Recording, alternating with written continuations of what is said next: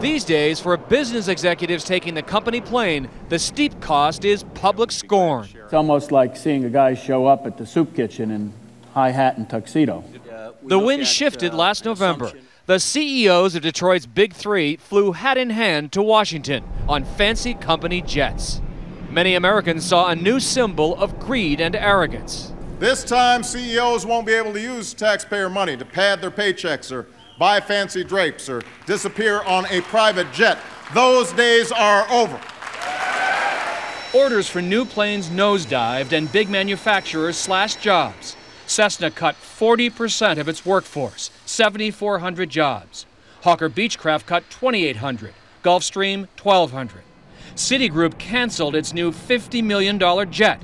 Other companies sold their fleets. But Wes Stowers is no fat cat, and this King Air 350, his company plane, is no ego trip. He also owns a private jet. It's comfortable and functional, but it's not exactly luxurious. In Knoxville, this Caterpillar dealership has been his family's business for almost 50 years. On his company plane, Stowers flies customers to Caterpillar factories in remote places commercial carriers don't fly.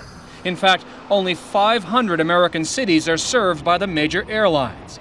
Private planes fly to 5,000 smaller airports across the country. So the mayors of 70 small and medium-sized cities have written to President Obama urging him to help change toxic perceptions about this crucial lifeline to rural America.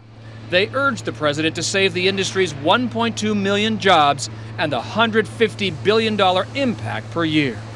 Fat cat CEOs are the stereotype, but 85% of people flying on private planes for business work for small or mid-sized companies. If this thing wasn't justified in itself, just as like a fun perk, you'd get rid of it. We would get rid of it.